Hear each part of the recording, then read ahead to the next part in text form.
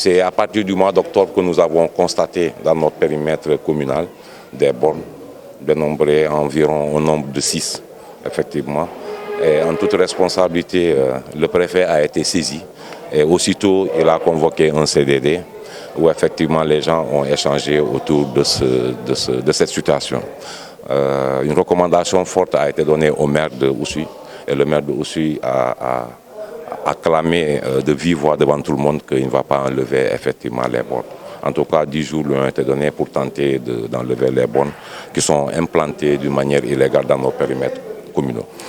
Effectivement, après ce délai, les bornes étaient toujours là, en toute responsabilité. Je suis venu discuter avec toutes les populations de la commune de Moulombe et nous avons procédé à l'enlèvement de ces bornes-là. Comme je disais tout à l'heure, nous reconnaissons le droit coutumier. La commune de Oussouye et la commune de Moulombe n'ont aucune frontière. Il y a Oukout qui est au milieu. Donc ces bornes en réalité ont excité et ils ont fait beaucoup de mal aux populations.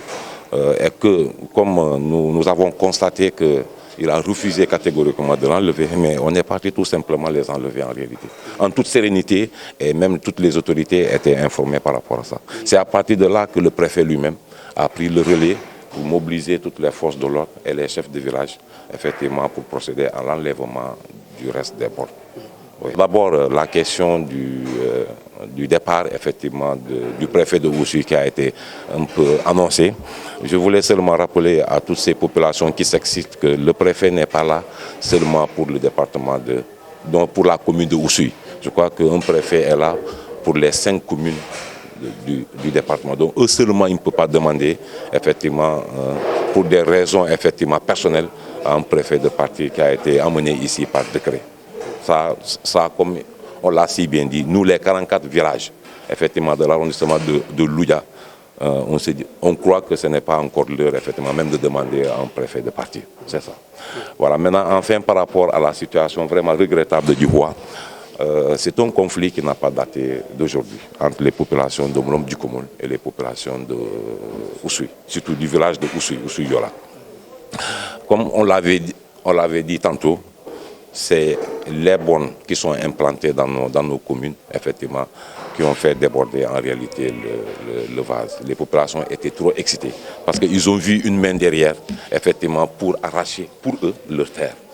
C'est pourquoi ils étaient d'ailleurs très mobilisés et très motivés quand on a discuté pour enlever les bornes. Donc c'est une situation vraiment regrettable parce que ça leur a excité jusqu'au point même d'appliquer ce que j'ai dit, la loi du talion, en réalité. Mais eux aussi, effectivement, avant, leurs vergers aussi ont été saccagés. Comme je l'ai dit, en tout cas, ils ont déposé des plaintes. Mais nous sentons qu'il y a une main invisible derrière par rapport à ça, par rapport à cette situation. En tout cas, nous regrettons beaucoup.